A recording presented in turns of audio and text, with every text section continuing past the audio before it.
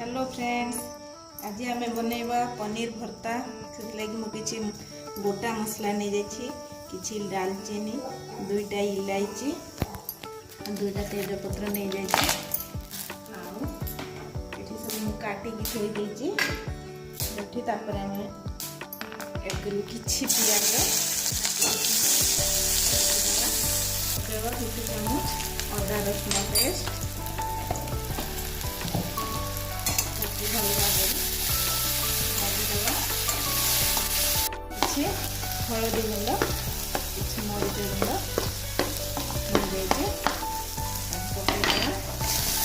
किसी लंका गोटे hybrid tomato. देसी टमाटो मिले खटा हो जिते पारे चेष्टा करेंगे हाइब्रिड टमाटो मिले।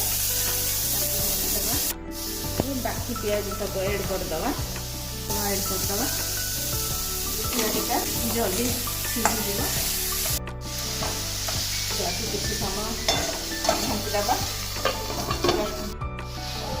पियाजा भाजी हो गला पनीर को भांगी देचे भांगी पकईदेली कषीदेली पनीर टाक गोटे ग्लास क्षीर एक पानी देवेनि पानी देले पाणिचिया हो जाए भल लगे क्षीर में सीझा देवे 5 मिनट घोड़े दिंतु।